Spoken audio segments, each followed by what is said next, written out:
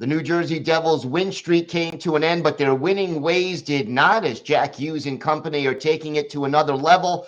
Trey Matthews of Locked On Devils joins us to discuss his team's surprising success this season and maybe why we shouldn't be surprised anymore by the Devils' winning ways. You're Locked On NHL, your daily podcast on the National Hockey League. Part of the Locked On Podcast Network, your team every day.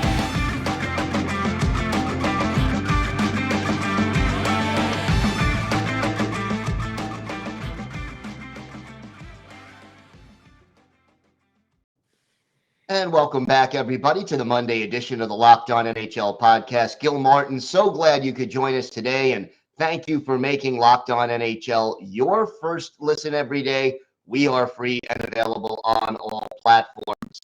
The New Jersey Devils are one of the hottest teams in the NHL right now.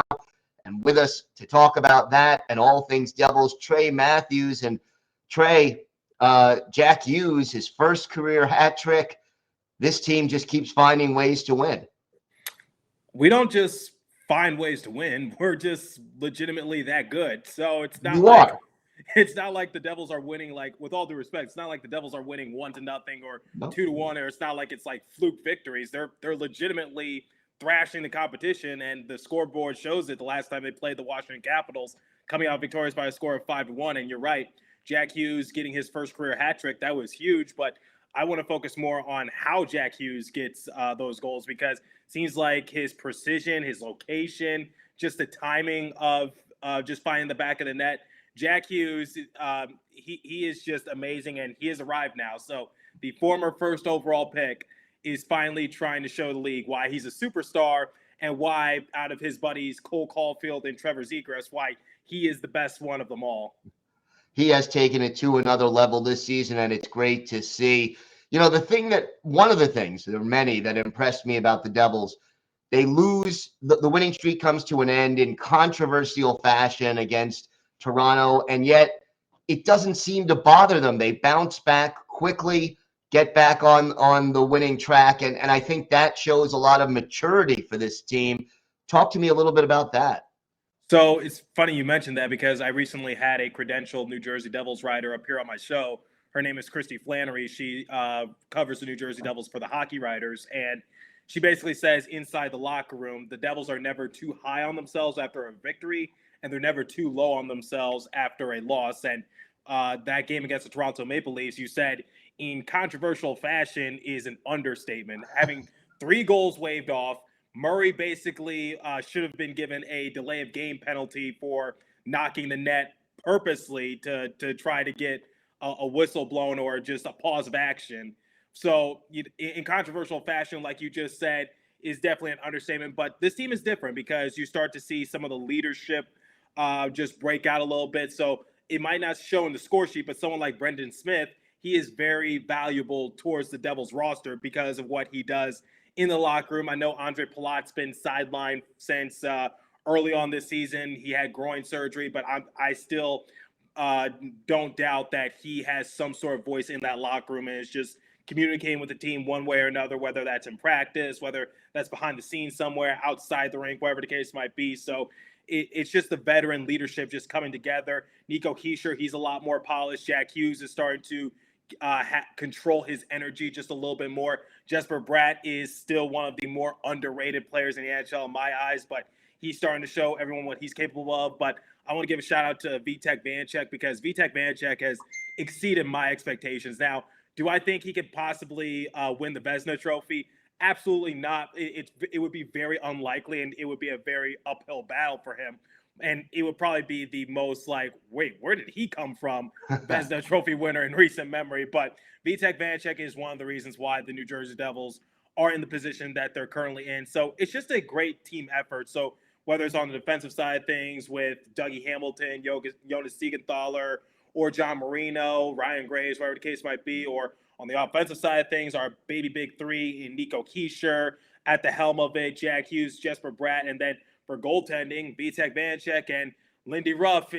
I guess you can teach an old dog new tricks, whatever the case might be, getting his 800th career win. So it's just been some sort of phenomenon in Newark, New Jersey. And everything just seems to be coming together for the Devils in these recent stretch of games. You mentioned Vitek Vanacek, and he is playing outstanding, but talk to me about Akira Schmid. Who is this guy? Most NHL fans probably don't know much about him. So here's the thing about Schmid. He did absolutely horrendous last year. And here's the thing. We knew he had potential because he did well in Utica, which is where the Devils AHL team, the Utica Comets, play. But the problem is we rushed him last year because Mackenzie Blackwood was out with injury. Jonathan Bernier was out with injury. So we had to bring up Nico Dawes and Akira Schmid. And Nico Dawes was actually our best goalie last year. And Akira Schmid just struggled mightily. So this time around, the Devils once again had no choice but to bring up Akira Schmid because Mackenzie Blackwood hurt once again. And then Jonathan Bernier, he was set to return at around American Thanksgiving time. We're past that now, and now we're creeping into the Christmas season. And there's still no word about Jonathan Bernier and his overall set to return to action. But we had to bring up Akira Schmid.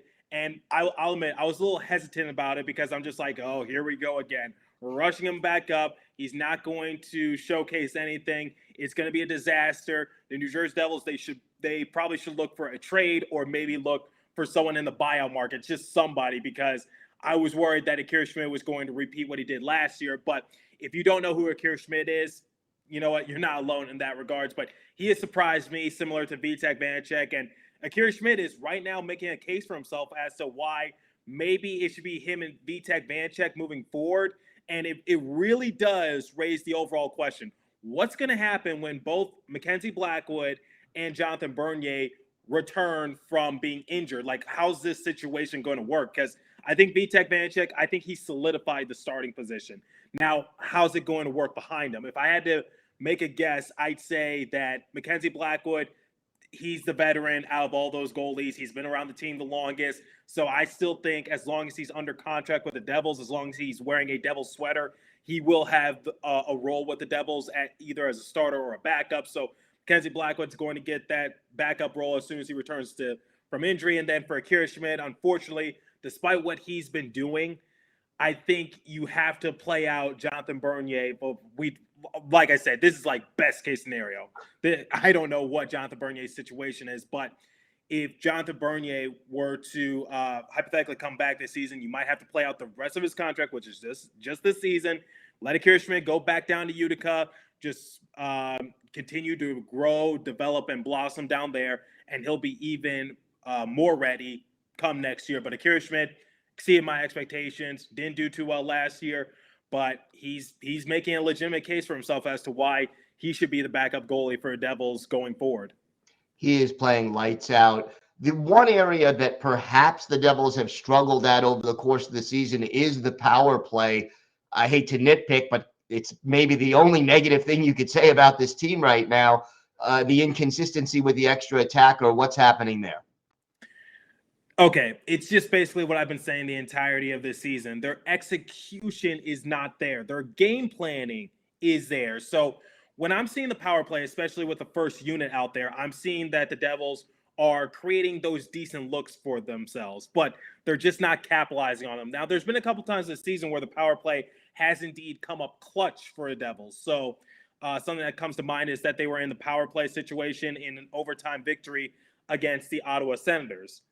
So that comes to mind. So it's there when they need it, but for the most part, you're right. The consistency is not quite there yet, but I think the Devils can sleep well at night knowing that their penalty kill is actually pretty good and their power play, it'll come into fruition, but the game planning is there. The execution just needs a little bit of work, but like you said, not everything can be perfect in that regard. So the power play will get there with time, and I have the utmost faith in Andrew Burnett to try to just work something out of it. But it's head above shoulders, way better than last year. But then again, doesn't really take much to fix what Mark Recchi broke. That was a low bar, but yes, they have exceeded it so far this year. Trey, why don't you tell our viewers and our listeners where they could find the podcast and where they could find you on social media? So you can find me, my personal Twitter page at TreyMatt4, so TreyMatt, and the number 4, and the show's Twitter page at Locked On Devils. And you can find Locked On Devils wherever you get your podcast from, whether that's Spotify, Apple, We're on YouTube as well. So give me a subscribe or just follow the show wherever you get your podcast from. Once again, Trey, always a pleasure. Thanks for joining us today. Thank you.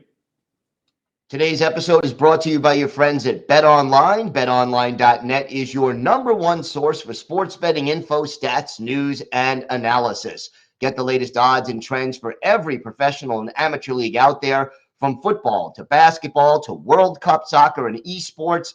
We've got it all at BetOnline.net. And if you love sports podcasts, you'll find those at BetOnline as well. We are always the fastest and easiest way to get your betting fix. And hey, you could take your knowledge of the NHL and put it to good use. Check out the latest odds at betonline.net. Head to the website today or use your mobile device to learn more. Bet Online, where the game starts.